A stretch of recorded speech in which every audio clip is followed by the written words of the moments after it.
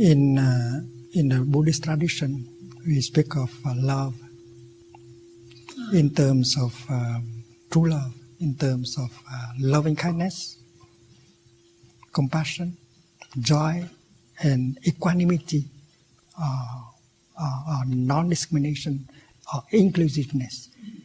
In order to really understand compassion, you should understand also the three other elements of true love.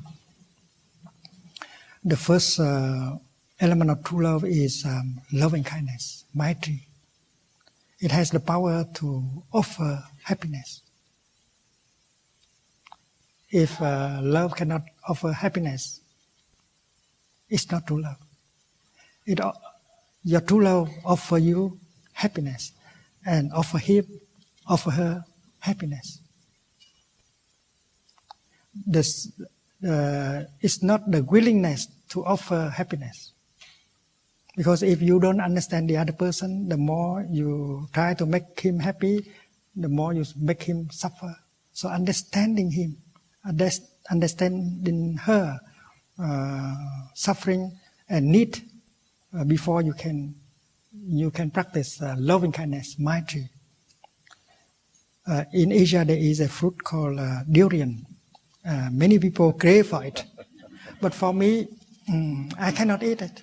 And then you say, dear Thầy, he worked so hard, he should eat some durian. And then you make me suffer by loving me.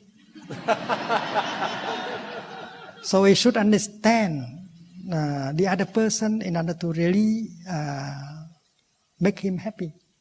And that is why understanding is the other word for love, for compassion. And that is why we should ask our partner, darling, do you think I understand you enough?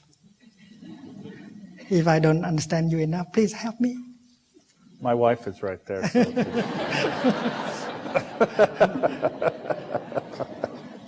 So maitri, loving kindness, is not just the willingness to make a person happy, but the capacity to make him or her happy, and that requires compassion, understanding.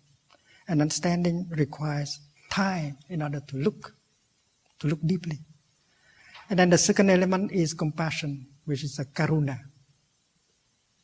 Greek compassion is called mahakaruna. Compassion has the power to remove the pain, the suffering. If your love cannot make the other person suffer less, it's not true love. And you have to understand his suffering, her despair, in order to help him or her suffer less. And that is why you need to have the time to look and to listen. And understanding will create love and happiness.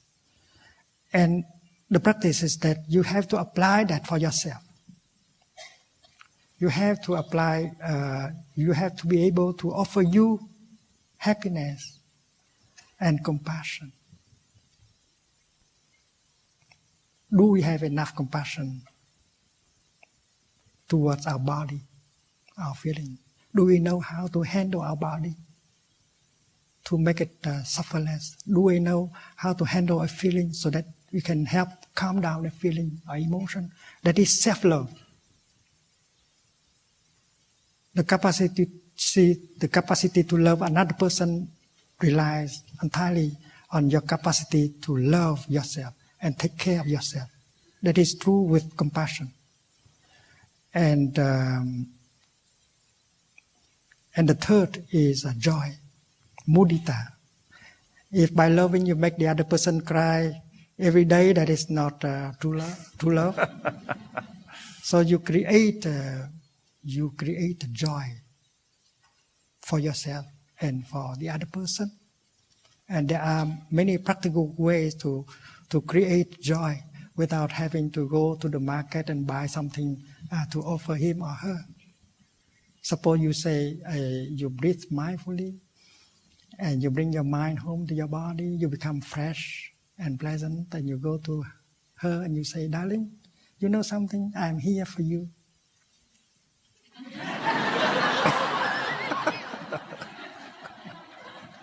How can you love if you are not there? To love means to be there. To be there for the person you love.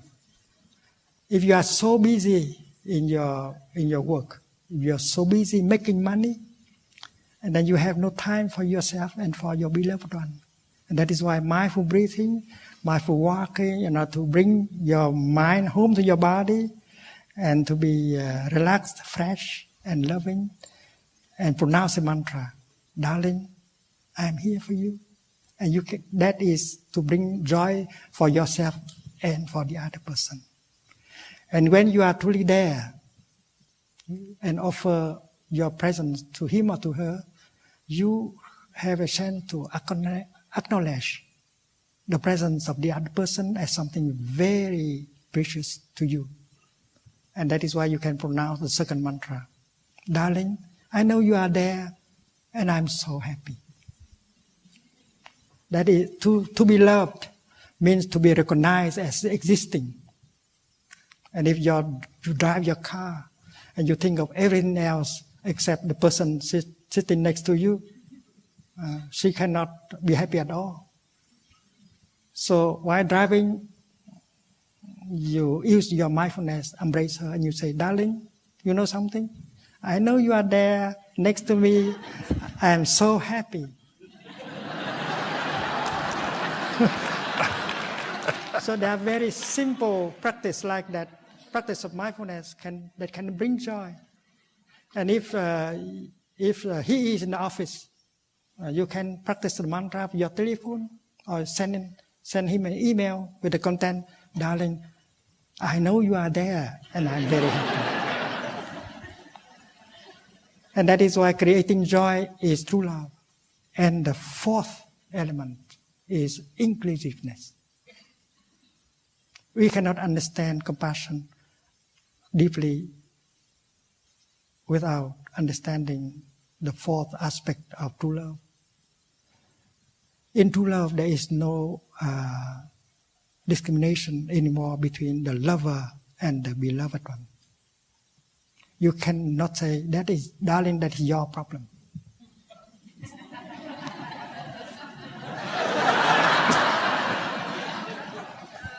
In true love, your problem is my problem. Your happiness is my happiness. My suffering is your suffering. There is no longer any frontier. Inclusiveness.